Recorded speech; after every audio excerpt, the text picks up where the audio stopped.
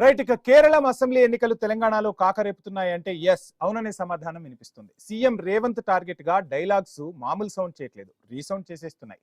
తెలంగాణలో హిట్ కొట్టినట్టు కేరళంలో కూడా పవర్లోకి వస్తామంటూ 6 గ్యారంటీలు పక్కాగా అమలు చేస్తామంటూ కొత్త పొలిటికల్ రగడకు కారణమైంది సీఎం స్పీచ్. తెలంగాణలో ఏం చేశారని కేరళంలో హామీలు ఇస్తున్నారని ఎటాకు మొదలు పెట్టాయి ప్రత్యర్థి పార్టీలు.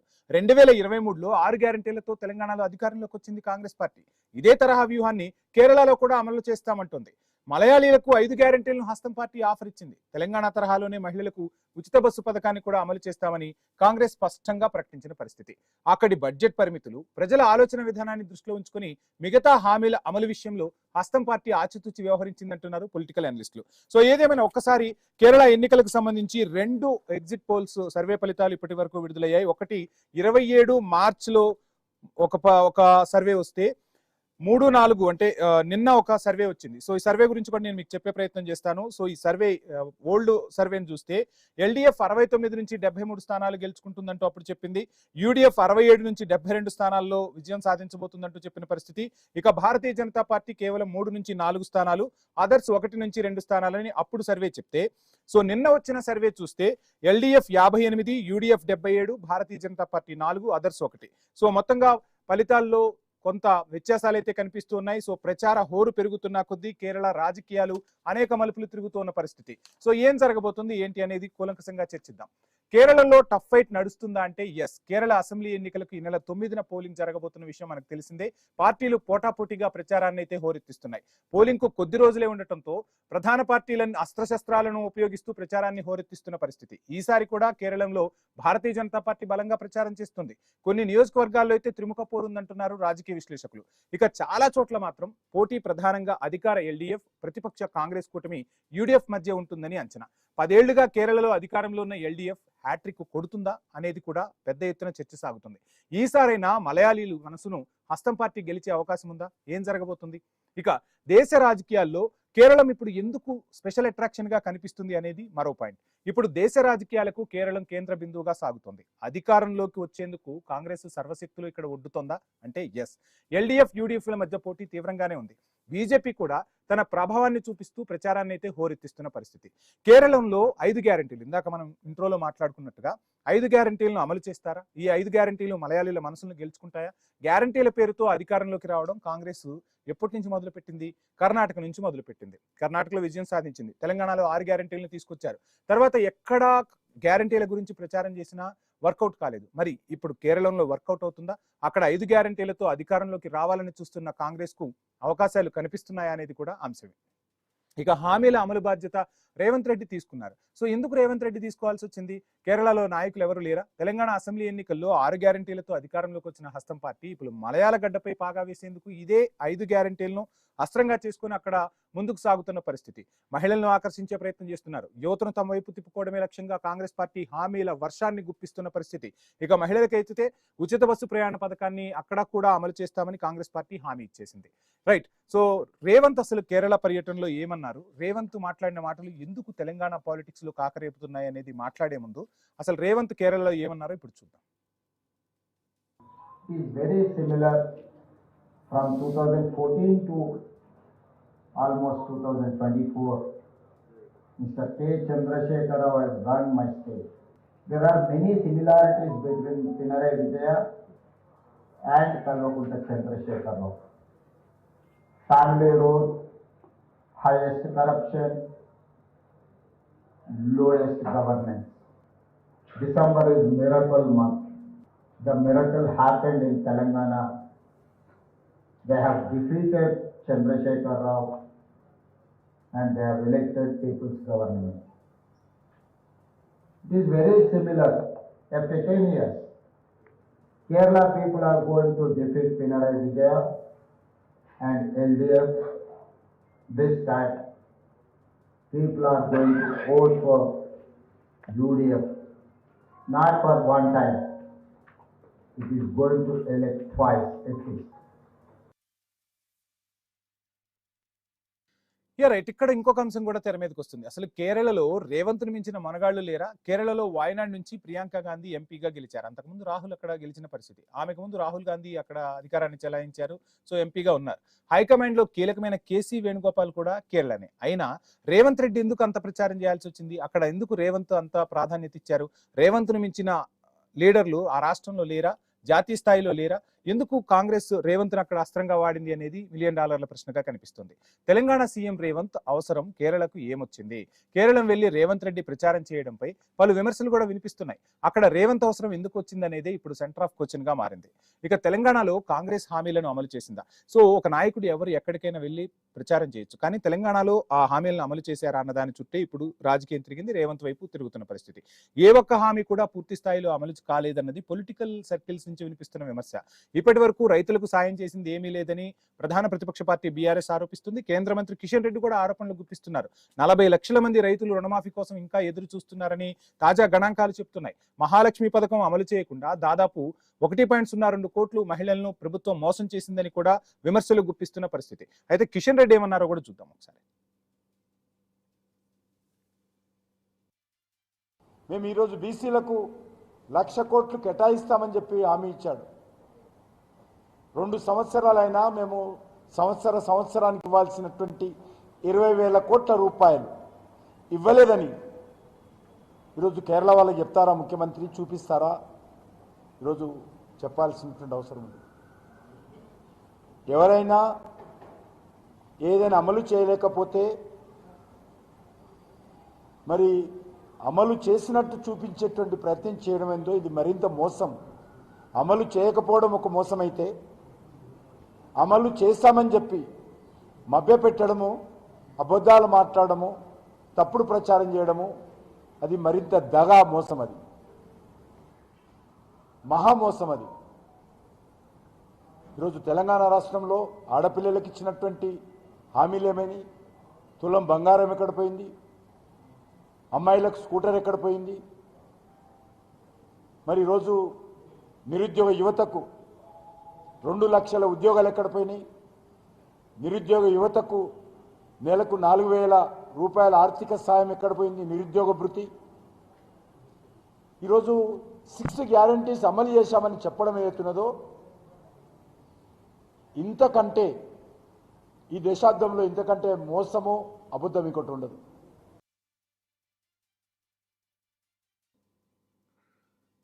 రైట్. ఈ అంశాలన్నీ ఒక రకంగా తిరుగుతుంటే రేవంత్ ఎక్కడ ప్రచారం చేస్తే అక్కడ కాంగ్రెస్ కు. సో ఏంటి అసలు ఏం జరిగింది ఒకసారి చూద్దాం. కాంగ్రెస్ పాలనపై సెటైర్లు వేశారు మాజీ మంత్రి బీఆర్ఎస్ ఎమ్మెల్యే హరీష్ రావు. కాంగ్రెస్ ప్రభుత్వానివి మాటలు తప్ప చేతలు ఎక్కడా కనిపించవంటూ విమర్శలు గుప్పించిన పరిస్థితి. సీఎం రేవంత్ రెడ్డి ఏ రాష్ట్రానికి వెళ్లి అక్కడ ప్రచారం చేస్తే కాంగ్రెస్ పార్టీ ఓడిపోవడం తథ్యం అంటున్నారు మాజీ మంత్రి. ఇచ్చిన హామీలను అమలు చేయకుండా పక్క రాష్ట్రాలకు వెళ్లి ప్రచారాలు ఎందుకని హరీష్ రావు సూటిగా ప్రశ్నిస్తున్న పరిస్థితి కనిపించింది. రైట్. ఇక మీడియాకు చూపించే దమ్ము కాంగ్రెస్ కు ఉందా అంటే తెలంగాణలో 6 గ్యారంటీలకు సంబంధించి ఆ 6 గ్యారంటీలు అమలు చేశామని పక్కాగా సీఎం రేవంత్ రెడ్డి మీడియాకు చూపించే దమ్ము ఆయనకు ఉందా అంటూ కేంద్ర మంత్రి బండి సంజయ్ సవాల్ విసిరిన పరిస్థితి. కేరళ మీడియాని తీసుకుని తెలంగాణలో పర్యటిద్దామని చెప్తున్నారు బండి సంజయ్. 6 గ్యారంటీలను అమలు చేసినట్లు నిరూపిస్తే తాను ఏకంగా కేంద్ర మంత్రి పదవికి రాజీనామా చేసేందుకు సిద్ధమంటూ బండి సంజయ్ ఛాలెంజ్ విసిరారు. బండి సంజయ్ ఏమంటున్నారో చూద్దాం.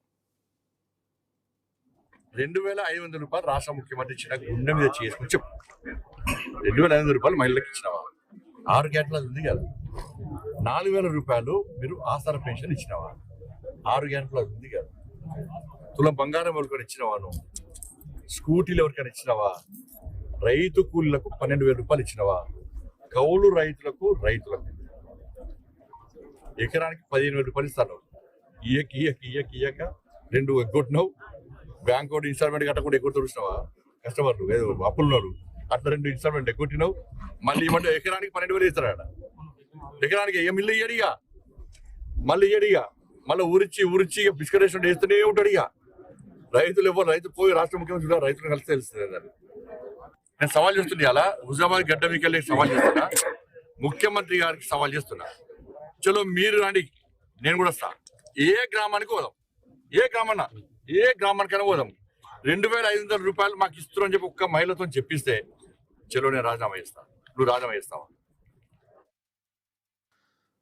రైట్, ఇక రేవంత్ ఫైనాన్స్ చేస్తున్నారన్న మాటలు వినిపిస్తున్నాయి. ఈ ఆరోపణలో అసలు వాస్తవం ఉందా? ఉచిత బస్సు తప్ప ఏ పథకాన్ని అమలు చేయడం లేదని కేంద్ర మంత్రి కిషన్ రెడ్డి విమర్శలు గుప్పిస్తున్నారు. కాంగ్రెస్ నేతలు ఈ మాటలు తప్ప చేతలు కావని మాజీ మంత్రి హరీష్ రావు విమర్శిస్తున్న పరిస్థితి. మీడియా ముందు తేలుద్దామంటున్నారు బండి సంజయ్. వీళ్ళందరికీ సమాధానం చెప్పే సత్తా కాంగ్రెస్ నాయకులకు ఉందా? విపక్షాలు చేస్తున్న ఆరోపణల్లో నిజాలున్నాయా? కర్ణాటక హామీలను తెలంగాణలో చూపి అధికారంలోకి వచ్చింది కాంగ్రెస్. అటు తర్వాత నిజం తెలుసుకున్న ఓటర్లు ఎక్కడా కూడా కాంగ్రెస్ కు మొగ్గు చూపడం లేదనే విమర్శలు కూడా వినిపించేలా చేస్తున్నారు ప్రతిపక్ష పార్టీలు. ఎన్నికలకు ముందు ఇస్తున్న గ్యారంటీలు ప్రచారానికే పనికొస్తున్నాయి తప్ప అసలు ఎక్కడా కూడా అవి అమలుకు నోచుకోవటం లేదనేది ప్రతిపక్షాల నుంచి వినిపిస్తున్న విమర్శ. అసలు గతంలో ఏ రాష్ట్రాల్లో రేవంత్ ప్రచారం చేశారో కూడా ఒకసారి చూద్దాం. రేవంత్ ఎక్కడ అడుగు పెడితే అక్కడ కాంగ్రెస్ కు షాకులే అంటుంది ప్రతిపక్షం. రేవంత్ ఈ మధ్యకాలంలో అసలు ఎక్కడెక్కడ పర్యటించారంటే మహారాష్ట్రలో పర్యటించారు, ఢిల్లీ ఎన్నికల సందర్భంగా బీహార్ అసెంబ్లీ ఎన్నికల్లో కూడా జోరుగా ప్రచారం చేశారు. అక్కడ సింగిల్ డిజిట్ కే కాంగ్రెస్ పరిమితమైంది. అంటే రేవంత్ రెడ్డి ఎక్కడ ప్రచారం చేస్తే అక్కడ కాంగ్రెస్ కు ఓటమి గ్యారంటీ అంటున్నాయి ప్రతిపక్షాలు. ఆ ట్రెండ్ కేరళలో కూడా కంటిన్యూ అవుతుందా? బ్రేక్ పడబోతుందా? ఏం జరగబోతుందో చూద్దాం. కేరళలో కాంగ్రెస్ పార్టీ సత్తా చాటిందా? అసలు ఏం జరగబోతుంది? కేరళలో కాంగ్రెస్ సత్తా చాటడం అంత సులువు కాదంటున్నారు పొలిటికల్ అనలిస్టులు. సో ఎందుకంటే అక్కడ ఈ మధ్యకాలంలో భారతీయ జనతా పార్టీ కూడా బలపడిన పరిస్థితులు కనిపిస్తున్నాయి. ఒక ఎంపీని కూడా గెలుచుకున్నారు, ఒక కార్పొరేషన్ ను దక్కించుకున్నారు. ఇప్పుడు అసెంబ్లీ ఎన్నికల్లోనూ సత్తా చాటేందుకు అంచనాలకు మించి అక్కడ ప్రచారాన్ని హోరెత్తిస్తున్న పరిస్థితి. ఇక కేరళంలో సర్వేలు ఏమంటున్నాయి? సో ముందుగానే మనం మాట్లాడుకున్నాం, కేరళంలో ఇప్పటికైతే టఫ్ ఫైట్ అన్న ప్రచారం అయితే సాగుతోంది. కాంగ్రెస్ కు ఎడ్జ్ ఉందన్న అంచనాలు కూడా కాస్త అయితే వినిపిస్తున్నాయి. ఎందుకంటే 10 ఏళ్లుగా ఎల్డీఎఫ్ ప్రభుత్వం అక్కడ కొలువు తీరుంది, ప్రజా వ్యతిరేకత ఎక్కువగా ఉందన్న ప్రచారం ఉంది. ఆ ప్రభుత్వ వ్యతిరేక ఓటు చీలి గంపగుత్తగా యూడీఎఫ్ కు పడదని, ఓట్లు చీలి మళ్ళీ ఎల్డీఎఫ్ కి అధికారం దక్కచ్చన్న ప్రచారం కూడా ఉంది. మరి ఇందులో నిజం ఏంటనేది మాత్రం ఎన్నికల ఫలితాల తర్వాతే తేలుతుంది. కాంగ్రెస్ గెలిస్తే ఆ క్రెడిట్ ఎవరికి దక్కుతుంది? సో అక్కడ వాయనాడ్ ఎంపీగా ఉన్న ప్రియాంకకు దక్కుతుందా? వెళ్ళి ప్రచారం చేసిన రేవంత్ కు దక్కుతుందా? రేవంత్ కు క్రెడిట్ కోసం కాంగ్రెస్ పార్టీ అక్కడ రేవంత్ ను ప్రచారానికి ఉపయోగించిందా అన్న సందేహాలు కూడా వినిపిస్తున్న పరిస్థితి. కేరళ అసెంబ్లీ ఎన్నికల ఖర్చులు తెలంగాణ నుంచి వెళ్తున్నాయన్న ఆరోపణలు కూడా వినిపిస్తున్నాయి. సో మొత్తంగా కేరళ ఎన్నికలు తెలంగాణలో రాజకీయ వేడిని పుట్టిస్తున్నాయి. తెలంగాణ 6 గ్యారంటీల అమలుకు సంబంధించి పెద్ద ఎత్తున మరోసారి చర్చ సాగుతున్న పరిస్థితి అయితే కనిపించింది. ఈ అంశానికి సంబంధించి మనతో మాట్లాడేందుకు రామూర్తి గారు, బీఆర్ఎస్ సీనియర్ నాయకులు, బీఆర్ఎస్ అధికార ప్రతినిధి జూమ్ లో సిద్ధంగా ఉన్నారు. అదేవిధంగా పల్లె రామచంద్ర గౌడ్ గారు, టీపీసీసీ అధికార ప్రతినిధి, కాంగ్రెస్ పార్టీ సీనియర్ నాయకులు జూమ్ లో సిద్ధంగా ఉన్నారు. రామూర్తి గారికి, పల్లె రామచంద్ర గౌడ్ గారికి ఐన్యూస్ తరఫున ప్రత్యేక ధన్యవాదాలు సార్. రామూర్తి గారు, మీ నుంచే స్టార్ట్ చేద్దాం. ఏంటి 6 గ్యారంటీల అమలుతో కాంగ్రెస్ కర్ణాటకలో అధికారంలోకి వచ్చింది, 6 గ్యారంటీలు తెలంగాణలో చూపించారు, ఇప్పుడు కేరళలో కూడా అధికారంలోకి రాబోతున్నామంటూ సీఎం రేవంత్ రెడ్డి అక్కడ ప్రచారాన్ని హోరెత్తించిన పరిస్థితి. సో ఎలా చూస్తున్నారు, ఏంటి?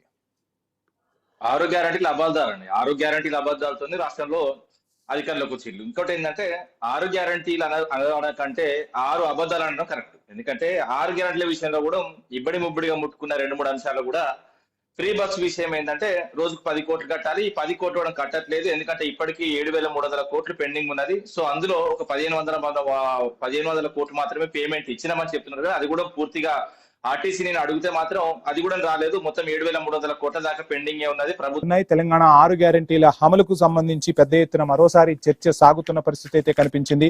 ఈ అంశానికి సంబంధించి మనతో మాట్లాడేందుకు రామూర్తి గారు, బీఆర్ఎస్ సీనియర్ నాయకులు, బీఆర్ఎస్ అధికార ప్రతినిధి జూమ్ లో సిద్ధంగా ఉన్నారు. అదేవిధంగా పల్లె రామచంద్ర గౌడ్ గారు, టీపీసీసీ అధికార ప్రతినిధి, కాంగ్రెస్ పార్టీ సీనియర్ నాయకులు జూమ్ లో సిద్ధంగా ఉన్నారు. రామూర్తి గారికి, పల్లె రామచంద్ర గౌడ్ గారికి ఐన్యూస్ తరఫున ప్రత్యేక ధన్యవాదాలు సార్. రామూర్తి గారు, మీ నుంచే స్టార్ట్ చేద్దాం. ఏంటి 6 గ్యారంటీల అమలుతో కాంగ్రెస్ కర్ణాటకలో అధికారంలోకి వచ్చింది, 6 గ్యారంటీలు తెలంగాణలో చూపించారు, ఇప్పుడు కేరళలో కూడా అధికారంలోకి రాబోతున్నామంటూ సీఎం రేవంత్ రెడ్డి అక్కడ ప్రచారాన్ని హోరెత్తించిన పరిస్థితి. సో ఎలా చూస్తున్నారు, ఏంటి? 6 గ్యారంటీల అబద్ధాలండి. 6 గ్యారంటీల అబద్ధాలతో రాష్ట్రంలో అధికారంలోకి వచ్చిండు. ఇంకోటి ఏంటంటే 6 గ్యారంటీలు అనడం కంటే 6 అబద్ధాలు అనడం కరెక్ట్. ఎందుకంటే 6 గ్యారంటీల విషయంలో కూడా ఇబ్బడి ముబ్బడిగా ముట్టుకున్న 2-3 అంశాలు కూడా ఫ్రీ బస్ విషయం ఏంటంటే రోజుకు 10 కోట్లు కట్టాలి. ఈ 10 కోట్లు కూడా కట్టట్లేదు. ఎందుకంటే ఇప్పటికీ 7,300 కోట్లు పెండింగ్ ఉన్నది. సో అందులో ఒక 1,500 కోట్లు మాత్రమే పేమెంట్ ఇచ్చినామని చెప్తున్నారు. అది కూడా పూర్తిగా ఆర్టీసీ నేను అడిగితే మాత్రం అది కూడా రాలేదు. మొత్తం 7,300 కోట్ల దాకా పెండింగ్ ఉన్నది. ప్రభుత్వం నుంచి స్పష్టమైన ఓన్లీ జీవోలు అవి వస్తున్నాయి తప్ప డబ్బులు మాత్రం రావట్లేదు క్లియర్ చెప్పడం జరిగింది. అదే విధంగా రుణమాఫీ విషయం కూడా క్లియర్ గా అందరినీ అడిగినా కూడా ఎక్కడైనా కూడా ఏ ఊర్లో కూడా సరిగ్గా రాలేదు. వాళ్ళకు వాళ్ళు అసెంబ్లీలో ఒప్పుకున్నది కూడా చూసాం. ఎందుకంటే ఈ రుణమాఫీ అనేది అడ్డం పెట్టుకొని మొత్తం తనఖా పెట్టిన రుణాలను ముక్కిబిండి వసూలు చేసేట్టు రైతులను మోసం చేశారు. అదేవిధంగా వరికి బోనస్ విషయంలో కూడా గత సీజన్ సంబంధించి 1,160 కోట్లు పెండింగ్ ఉన్నది. సో ఏదైనా కూడా ఇప్పుడు ఫ్రీ పవర్ కూడా వాస్తవంగా 2 డిస్కామ్లు ఉన్నాయి. ఆ 2 డిస్కామ్లకు సంబంధించి 24,690 కోట్లు పెండింగ్ ఉన్నారు. సో ఇది అదే విధంగా ఏదైతే గ్యాస్ విషయం, ఈ గ్యాస్ అందరం కూడా 1,000 రూపాయలు కడుతున్నాం, అందరం కూడా 950, కొన్ని దిక్కుల 1,000 రూపాయలు కూడా కడుతున్నాం. మీరు కడుతున్నాం, నేను కడుతున్నాం, ఎవరికి వస్తుందో ఎవరికి పోతుందో తెలియదు. కానీ ప్రతి నెలకు 180 కోట్లు పేమెంట్ చేయాలి. ఆ 180 కోట్లకు సంబంధించి వాస్తవంగా ప్రతి నెలకు అనుకుంటే దాదాపు దాని మొత్తం 27 నెలది 4,560 కోట్లు అయింది. ఇందులో పేమెంట్ చేసింది మాత్రం ప్రభుత్వం 227 కోట్లు మాత్రమే. సో ఇంకా 4,633 కోట్లు పేమెంట్ చేయాలి. సో ఇది అన్ని అబద్ధాలు. ఎందుకంటే ఏదైనా ఫ్రీగా తీసుకొస్తే ప్రజలకు ఇస్తున్నామని చెప్తే ఆ సంస్థలకు కూడా కట్టాలి. ఆ సంస్థలు నష్టాన్ని నడుతున్నారంటే వాస్తవంగా చెప్పాలంటే దాన్ని. ఇంకోటి ఏంటంటే అబద్ధాలతో ఒకటి చెప్తారు. అబద్ధాలతో ఏదైతే ఇక్కడ అధికారం వచ్చిన తర్వాత ఏదైతే రేవంత్ రెడ్డి వాస్తవంగా రాష్ట్రం వెలుపల ఎక్కడ ప్రచారం చేసినా కూడా మీరు ఐరన్ లెగ్ అని చెప్పొచ్చు. ఎందుకంటే బీహార్ ఎన్నికలు కానీ, మహారాష్ట్ర కానీ, దాని తర్వాత ఢిల్లీలో జరిగిన అంశం గురించి మాట్లాడదాం. రామూర్తి గారు, ఇక్కడ వినిపిస్తున్న విమర్శ ఏంటంటే 10 ఏళ్లు అధికారం చెలాయించిన బీఆర్ఎస్ఏ అన్ని హామీలు అమలు చేయలేకపోయింది. సో మా పాలన ఇంకా సగం కూడా పూర్తవ్వలేదు. సో చేస్తాం, అమలు చేయక ఎక్కడికి వెళ్తాం, హామీలన్నీ అమలు చేస్తామంటూ కూడా కాంగ్రెస్ పార్టీ నాయకులు చెప్తూ ఉన్నారు. సో ఎలా చూస్తున్నారు అంశాన్ని? మేనిఫెస్టో వాళ్ళ మేనిఫెస్టో చెక్ చేయండి ఒకసారి, 2 ముందు పెట్టుకొని మాట్లాడదాం. ఎందుకంటే మేము చెప్పినవి చేసినాము, చెప్పని కూడా చాలా చేసినాం. ఇంకోటి ఏంటంటే కొన్ని 2-3 అంశాలు మాత్రమే మేము చెప్పిన దాంట్లో చేయలేదు, కానీ చెప్పని చాలా చేసినాం. రైతు బంధు గానీ, రైతు బీమా గానీ, కళ్యాణ లక్ష్మి గానీ, ఇవన్నీ ఏం చెప్పలేదు. ఇంటింటికి నల్లా కూడా మేము చెప్పలేదు వాస్తవంగా. ఎందుకంటే మిషన్ భగీరథ కూడా చాలా చెప్పలేదు. ఎందుకంటే మిషన్ భగీరథ ఇంత అద్భుతమైన కార్యక్రమం. ఈ రోజు వాటన్నింటినీ ప్రజల కోసం కాదు, మీ కాంట్రాక్టర్ల లబ్ధి కోసం, మీ రాజకీయ పార్టీ, మీ పార్టీ నేతల లబ్ధి కోసం చేశారన్న విమర్శ కూడా వినిపిస్తుందిగా మరి మీ పైన. ఇప్పుడు అభివృద్ధి పనులు చేసినప్పుడు పండ్లున్న చెట్టుకి రాళ్ల దెబ్బలు అన్నట్టు అభివృద్ధి చేసినప్పుడు ఆరోపణలు కష్టంగా ఉంటాయి. ఎందుకంటే మేము మా మీద వచ్చిన ఆరోపణలు క్లియర్. ఎందుకంటే మేము అభివృద్ధి చేసిన తర్వాత కాళేశ్వరం కట్టినా, మిషన్ కాకతీయ చేసిన, మిషన్ భగీరథ చేసిన, ఏదైనా కూడా కాంట్రాక్టర్ ద్వారా వచ్చింది. కాంట్రాక్టర్లు కూడా ఎవరికి కూడా వాస్తవంగా అయితే లంచం ఇచ్చే కంపెనీలు కూడా కావు, పెద్ద పెద్ద కంపెనీలు అవి. ఎందుకంటే ఎల్ఎన్టీ కానీ, మెగా కానీ, ఇవన్నీ ఏంటంటే ప్రపంచ వ్యాప్తంగా నడుస్తున్నాయి. అదే విధంగా వీళ్ళు రాష్ట్రంలో ఇప్పుడు రాష్ట్రంలో అధికారం వచ్చిన తర్వాత వాళ్ళకి కూడా వర్క్ ఇస్తున్నాం. అప్పుడు వాళ్ళకి ఇస్తే ఇప్పుడు వీళ్ళకి ఇవ్వాలి. ఇవన్నీ ఆరోపణలు. ఎందుకంటే అధికారం రానికి అబద్ధాలు ఆడిలో అబద్ధాలతోనే అధికారానికి వచ్చింది. ఇంకొకటి ఏంటంటే ఎప్పుడైనా కూడా ఇప్పుడు ఎన్నికల విషయంలో బీహార్ పోయి డిఎన్ఏ గురించి మాట్లాడండి. మా DNA best DNA, Bihar DNA, బేగా డిఎన్ఏ అంటే తన్ని అవతల వాస్తవంగా చెప్పిన అక్కడ ఉన్న ప్రజలు తంతి ఇక్కడ పడ్డాడు వచ్చి. అదే విధంగా మళ్ళా మహారాష్ట్ర అదే పరిస్థితి, మళ్ళీ అక్కడి నుంచి మళ్ళీ తంతి ఇక్కడికి వచ్చి పడ్డాడు. ఇంకోటి అంటే కేరళ కూడా ఏదో ఒక రోజు ఎన్నికల ప్రచారంలో ఏదో ఒకటి మాట దున్నుతాడు, అక్కడి నుంచి ప్రజలు తన్ని తరివి కొడతారు, మన ఇజ్జత్ పోతున్నారు. ఇంకోటి ఏదైనా మన ముఖ్యమంత్రి చెప్పడానికి కూడా మనం సిగ్గుపడుతున్నామండి. ఎందుకంటే ఏదైనా ఉంటే నిజాలు చెప్పాలి కానీ అబద్ధాలతో కొట్టుకున్న కోట పేకమెడలా కూలిపోతుంది. మీకు టైం ఇస్తాను. రామచంద్ర గౌడ్ గారు, ఏంటి మొత్తంగా 6 గ్యారంటీలు కాదు, అబద్ధపు గ్యారంటీలు అవి, అబద్ధాల పునాదుల మీద కాంగ్రెస్ పార్టీ తెలంగాణలో అధికారంలోకి వచ్చిందనేది బీఆర్ఎస్ నుంచి వినిపిస్తున్న విమర్శ. ఇక్కడ హామీలే అమలు చేయలేరు కానీ పక్క రాష్ట్రాలకు వెళ్లి ఈ మోడల్ ను చూపిస్తూ ఉన్నారు. సో ఏ విధంగా ప్రజలు హర్షిస్తారు మిమ్మల్ని అని చెప్పి వినిపిస్తున్న విమర్శ. ఏం ఆన్సర్ చేస్తారు? అందరికి నమస్కారం. ఐ న్యూస్ ప్రేక్షకులకు అందరికి నమస్కారం. ముఖ్యంగా కాంగ్రెస్ పార్టీ భరోసాగానే నమ్మిండ్రు. ఈ నమ్మకంతోనే మొన్న గ్రామ పంచాయతీ ఎలక్షన్ లో, మున్సిపల్ ఎలక్షన్ లో చూపించడం జరిగింది. మేము ఆర్థికంగా ఇబ్బందుల నుండి కొన్ని చేయలేకపోవడం నిజం, దాన్ని ప్రజలు నమ్ముతున్నారు. దాంట్లో ముఖ్యంగా రుణమాఫీలో ఇప్పటి వరకు 23,000 కోట్ల రూపాయలు ఖర్చు చేయడం అయినది. ఖర్చు అంటే ఎవరు వచ్చిన వాళ్ళు చెప్పకుండా రాని వాళ్ళు చెప్తున్నారు. అది ఓకే, దాంట్లో లేదని రాదు, పూర్తిగా 100% అయిందని అంటలేము. ఖర్చు చేసింది 23,000 కోట్ల రూపాయలు, దాని లెక్కలతో సహా మీరు చూసుకోండి. అదే రకంగా ఫ్రీ బస్ మహిళలకు ఫ్రీ బస్ లో 10,000 కోట్ల రూపాయలు ఖర్చు చేయడం జరిగింది. దాన్ని కూడా అకౌంట్స్ మీద ఉంటాయి. ఒకటి ఏదేమైనా మనము ప్రజల నుంచి వసూలు చేసిన డబ్బు పన్నుల రూపకంగా వచ్చిన దాన్నే సరి అయిన దారిలో పోతుందా, ఖర్చు చేస్తున్నామా లేదా అనేది ముఖ్యంగా ఉంది. మనకు ఆర్థిక లోటును బట్టి కొన్ని కార్యక్రమాలు రామచంద్ర గౌడ్ గారు, ఈ హామీలన్నీ కూడా మీరు ఎన్నికల ప్రచారంలో ఇచ్చినవే. రాష్ట్ర ఆర్థిక పరిస్థితి ఏంటో అప్పుడు మీకు తెలియదా? ఈ హామీలు అమలు చేయడానికి నిధులు ఎక్కడి నుంచి తీసుకొస్తామని అవగాహన లేకుండానే హామీలు ఇచ్చేశారా? సో ఇప్పుడు అధికారంలోకి వచ్చిన తర్వాత నిధులు లేవు, బీఆర్ఎస్ చేసిన అప్పులు మాపై గుదిబండగా మారాయని చెప్పి ఆర్థిక మంత్రి బట్టి చెప్తున్న పరిస్థితి, సీఎం కూడా స్వయంగా చెప్తున్న పరిస్థితి. సో ఏంటి, ఎలా చూడాలంటే ఎన్నికల ప్రచారం అప్పుడు మీకు అసలు తెలియకుండానే హామీలు ఇచ్చేశారా? లేదండి, ఆ ఎన్నికల ప్రచారం ప్రకారము చేస్తాము, అన్ని కూడా చేస్తాము.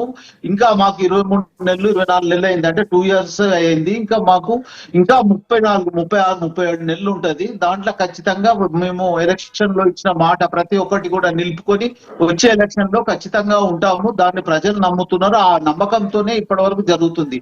ఎవరో కొంతమంది కాని మాటలు, వాళ్ళతో ఏం కానలేక ఏం చేయలేక మాట్లాడుతున్నారు, అది వేరే విషయము. ఇంకో విషయము, 10 సంవత్సరాల్లో వాళ్ళు చేయలేరనే నమ్మకంతోనే కాంగ్రెస్ పార్టీకి పట్టం కట్టారు. వీళ్ళు కూడా ఈ 4 సంవత్సరాలు చూస్తారు. ఇప్పుడే 2 నెలలు 2 సంవత్సరాలు 26 27 నెలల్లో చూడాల్సిన అవసరం లేదు. ఇంకా మాకు 36 37 నెలలు ఉంటది. ఖచ్చితంగా కాంగ్రెస్ పార్టీ ఇచ్చిన హామీలన్నింటిని కూడా నెరవేరుస్తాము. ఖచ్చితంగా దాంట్లో ఇబ్బంది పడాల్సిన అవసరం లేదు.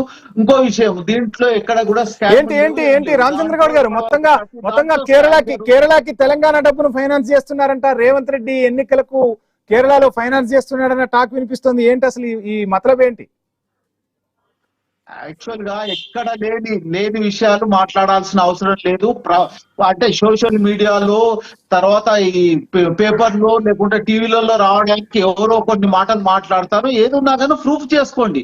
ఇప్పుడు వాళ్ళు చేసిన దానికి, ఇప్పుడు బీజేపీ వాళ్ళు చేసిన దానికి సుమారుగా వాళ్ళకు పార్టీ ఫండే సుమారుగా 10,000 కోట్ల రూపాయలు నికరంగా తయారు చేసుకొని పెట్టింది. అదే 10 సంవత్సరాలు ఉన్న బీఆర్ఎస్ పార్టీ కూడా 1,500 కోట్ల రూపాయలు పార్టీ ఫండ్ చేసుకున్నారు. అంటే బయట కూడా వాళ్ళు ఖాళీ ఇంజనీర్ల దగ్గర స్కాములు చేసినా, ఏం చేసినా 1,000 కోట్లు 100 కోట్ల రూపాయలు బయటకు వస్తున్నాయి. వాళ్ళు ఏఎన్సీ దగ్గర అయినా ఇవైనా కానీ. ఇక్కడ ఎట్లుంటది అంటే 4 దిక్కులకెళ్ళి ఖచ్చితంగా కన్ను ఉంటది. అక్కడ తప్పు చేయడానికి ఆస్కారం లేదు. తప్పు ఎక్కడ జరుగుతుందో ఎత్తి చూపండి, దాంట్లో ఎంక్వైరీ చేయండి. ఇప్పుడు సెంట్రల్ ఏజెన్సీలు ఉన్నాయి, తర్వాత ప్రతి ప్రైవేట్ ఏజెన్సీలు ఉన్నాయి. ఎక్కడ తప్పులు జరుగుతున్నాయి? ఏదైనా ఆన్లైన్ టెండర్స్ ఉంటాయి. ఇప్పుడు మొన్న జరిగిన 10 సంవత్సరాల్లో జరిగిన దాంట్లో ప్రూఫ్ గా ఎంతో మంది అధికారులు జైలుకు పోయిన పరిస్థితి ఉంది. దాన్ని బట్టే మనం మాట్లాడుతున్నాం కదా. మీరు మాట్లాడదు ఏదో సోషల్ మీడియాలో ఆరోపణలు చేస్తారు. ఆరోపణలు ఉంటే వీటి మీద ఖచ్చితంగా నిర్ధారణ చేయండి, దాని మీద చర్చించండి. స్కీమ్ లో తప్పు జరిగింది, దాని గురించి ఎంక్వైరీ చేయించుకోండి, లేకుంటే ప్రైవేట్ ఎంక్వైరీ చేయండి, లేకుంటే దాన్ని కోర్టుకు. రైట్ రామచంద్ర గౌడ్ గారు, మీకు మళ్ళీ టైం ఇస్తాను. ఇదే అంశానికి సంబంధించి మనతో మాట్లాడేందుకు పైడి రాకేష్ రెడ్డి గారు బీజేపీ నుంచి మనతో మాట్లాడేందుకు సిద్ధంగా ఉన్నారు.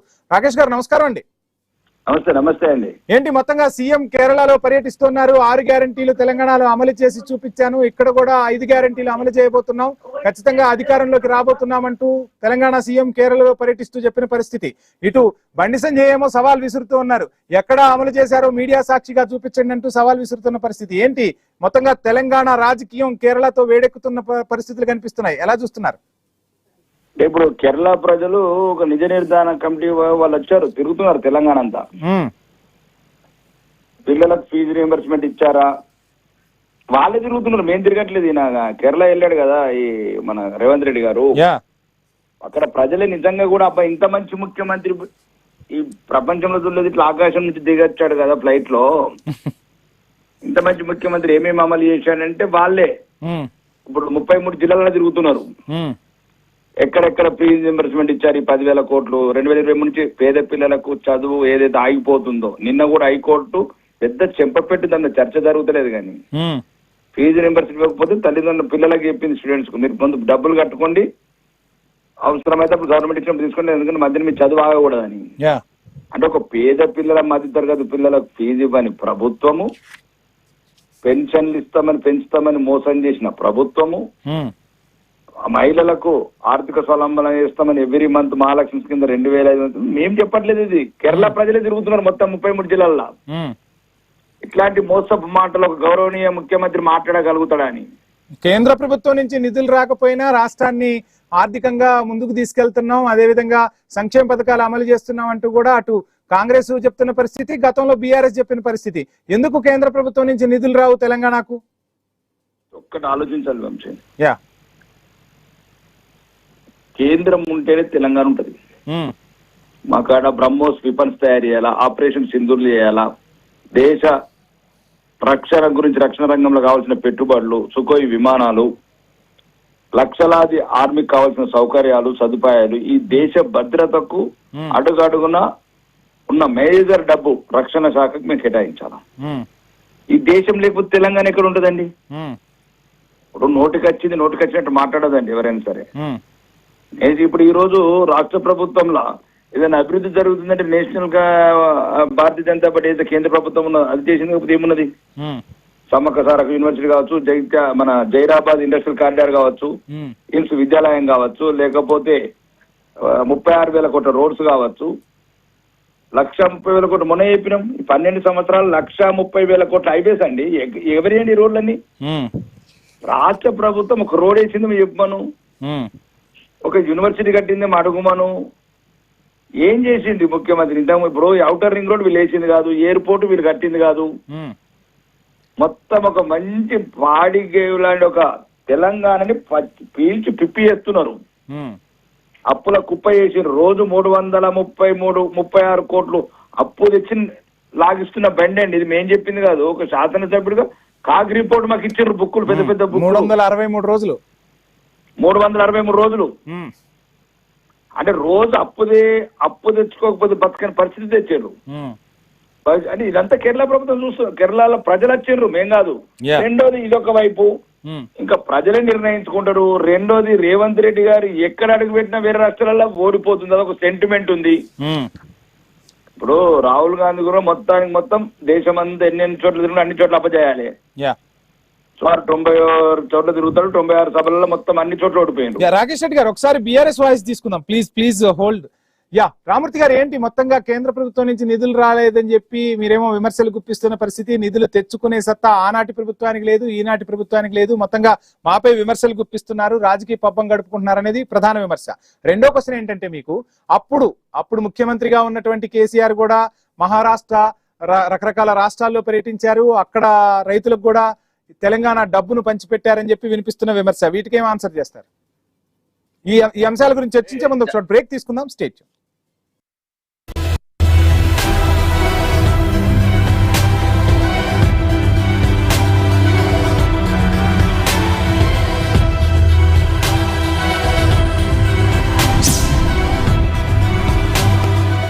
ఆంధ్రప్రదేశ్ రాష్ట్రానికి ఏకైక రాజధాని అదే అమరావతి. దేశ పార్లమెంట్ ఆమోదంతో అమరావతి చరిత్రలో కొత్త అధ్యాయం ప్రారంభమైంది. We support this bill. Amaravati Andhra Pradesh Amaravati చేరాల. అమరావతికి చట్టబద్ధత కల్పిస్తూ కాశ్మీర్ నుంచి కన్యాకుమారి వరకు ఆంధ్రుల ఆత్మాభిమానం కోసం దేశం మొత్తంగా ఒకే మాట చెప్పింది, అమరావతి ఆంధ్రుల రాజధాని. గౌరవ ముఖ్యమంత్రి శ్రీ నారా చంద్రబాబు నాయుడు గారి నాయకత్వంలో అమరావతిని ప్రపంచ స్థాయి రాజధానిగా తీర్చిదిద్దే సంకల్పం ఇప్పుడు కార్యరూపం దాలుస్తోంది. ఉత్తరాంధ్ర నుంచి రాయలసీమ వరకు అమరావతి ప్రభావంతో పెట్టుబడులు పెడుతూ వేలాది ఉద్యోగాలు సృష్టించబడుతున్నాయి. 34,000 మంది రైతుల త్యాగంతో నిర్మితమవుతున్న ఈ రాజధాని 5 కోట్ల ఆంధ్రుల ఆశలకు ప్రతిరూపంగా నిలుస్తోంది. ఇప్పుడు అమరావతి మన రాజధాని అని ప్రతి ఆంధ్రుడు గర్వంగా చెప్పుకుంటున్నారు. అమరావతిని ఇంచు కూడా కదిలించలేరు. అమరావతి అన్స్టాపబుల్. మన VVIT university absolute discipline, absolute education. క్లాసులో అందరికంటే ఎక్కువ అటెండెన్స్ నాదే, రోహన్ది కాదు. ఇంత తేడా ఎందుకు? తేడా అల్లా ఇంత కొంచెమే. ఇంత కొంచెం డెటాల్ ఇక్కడ ఇక్కడ ఇక్కడ ఇంత కొంచెం ఇక్కడ. అందుకే నువ్వు వ్యాధుల బారిన పడవు, స్కూల్ కూడా మిస్ కావు. ఇంతతోనే ఇంత తేడా ఉంటుందని. ఎక్కడ డెటాల్ ఉపయోగించబడుతుందో అక్కడ ప్రజలు తక్కువగా అనారోగ్యానికి గురవుతారు. ఎవరిని రుద్దాలని మీ ప్లాన్? టాయిలెట్ ను. కానీ మనం డిటర్జెంట్ తో బట్టలు కదా ఉతుకుతాం. లేదు టాయిలెట్ నే కదా శుభ్రం చేస్తున్నాం. అయినా కూడా ఆలిపోయిన మరకలు. ఇప్పుడు కొత్తగా తలతల్లాడుతున్నా ఏమైనా? హార్పిక్ ఉందిగా, దీని చిక్కని ఫార్ములా డిటర్జెంట్ తో పోలిస్తే 10 రెట్లు ఎక్కువగా మరకలను తొలగిస్తుంది, వాలిపోయిన మరకలు తీసేస్తుంది. ఇంకా ఎంత మంచి వాసన. సరికొత్త టాయిలెట్ కోసం హార్పిక్ ఉందిగా.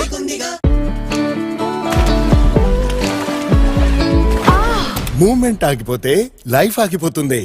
అందుకే మూవ్ పెయిన్ రిలీఫ్. ఈ మూవ్మెంట్ మళ్ళీ మొదలు పెట్టండి. మూవ్ ఉంటే మూవ్మెంట్ ఉంటుంది. Move pain relief.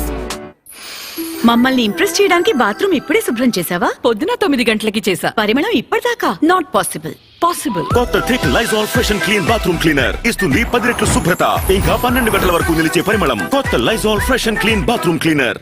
మన VVIT university absolute discipline, absolute education. Toilet ఎక్కడ? టాయిలెట్ శుభ్రంగా లేదా? న్యూ జాబ్, న్యూ వైఫ్, శుభ్రంగా ఉంచుకోవాలా? హార్పిక్ సబ్స్క్రిప్షన్ తీసుకో. ఇది ప్రతి ఫ్లష్ తో 1 నెల పాటు టాయిలెట్ ను శుభ్రంగా ఉంచుతుంది. Harpic flush pattern easy toilet cleaning యొక్క సబ్స్క్రిప్షన్. ఈ వేడి చెమట మండు టెండ కెప్టెన్ కూల్ ఇప్పుడు కూడా ఎలా ఇంత cool? Captain cool captain cool captain cool captain cool. వేసవిలో బాడీ కూల్ గా ఉంటే తప్ప మైండ్ కూల్ గా ఉండదు. అందుకే కొత్త డెటాల్ ఐసీ కూల్. ఇది వేడి చెమట వల్ల వచ్చే జర్మ్స్ తొలగించి ఇస్తుంది 3 రెట్లు ఎక్కువ cool. Me captain cool with కొత్త డెటాల్ ఐసీ కూల్. స్టాప్. గొంతు గరగరలాడుతుంటే ఎల్లప్పుడూ ప్యాక్ తిప్పి చూడు. తీసుకోండి అసలైన స్ట్రెప్సిల్స్. స్ట్రెప్సిల్స్ లో ఉన్న ఔషధ గుణాలు వైరస్ బ్యాక్టీరియాలను నాశనం చేస్తాయి. ఇంకా మీకు ఇస్తుంది మరింత ఉపశమనం. స్ట్రెప్సిల్స్, మీ గొంతు యొక్క డాక్టర్.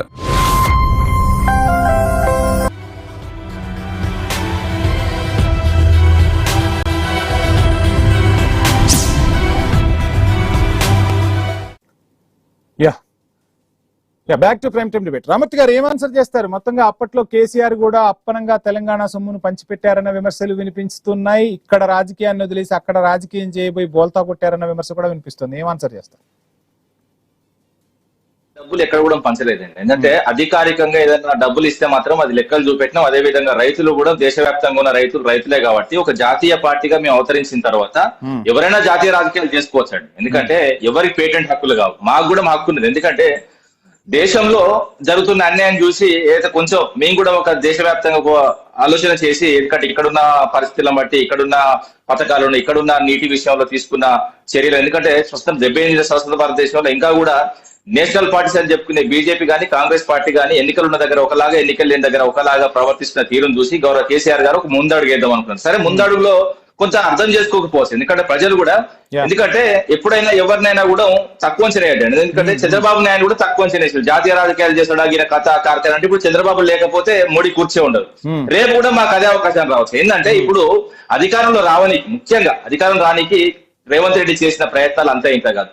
ఆర్ఎఫ్సి అని పెట్టుకున్నాను. నేను చెప్తున్నా, ఎన్నికలు అయితే రాకముందే ఒక ప్రతిపక్ష నాయకుడిగా ఆర్ఎఫ్సి అని పెట్టుకున్నాడు. ఏంటంటే రేవంత్ ఫైనాన్స్ కార్పొరేషన్ పెట్టుకున్నాడు. దాంతో టీపీసీసీ పదవి కొనుక్కున్నాడు, ముఖ్యమంత్రి పదవి కొనుక్కున్నాడు. దాని తర్వాత ఈ రోజు కూడా దేశవ్యాప్తంగా ఎక్కడ నేను చెప్తున్నా కదండి, ఈ రాష్ట్రంలో ఇంతకు ముందు ఎందుకంటే 79 కేసులు, 89 అంత 79లో మొత్తం 89 కేసులు, 79 కేసులు భూములు జాగాలకు సంబంధించిన కేసులే. బ్లాక్ మెయిల్, అదే విధంగా వాళ్ళ అన్నదమ్ములు చేసింది, అట్లా సంపాదించుకున్నారు అధికారం రాకముందు. అధికారం వచ్చిన తర్వాత నేను చెప్తున్నా, ఆన్ రికార్డ్ చెప్తున్నా, మీరు అవసరం మీద క్రాస్ చెక్ చేసుకోండి, నెలకు 2000 కోట్లు సంపాదిస్తున్నాడు అండి.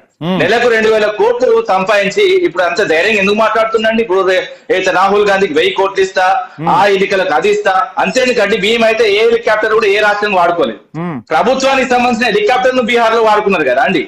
ఈ అంతేందుకండి పెండ్లికి, పబ్బాలకు కార్పొరేషన్ చైర్మన్ ఇంటికి కూడా పెండ్లి ఏంటి? మొత్తంగా రేవంత్ రెడ్డి సంపాదన నెలకు 2000 కోట్లు అంటారా?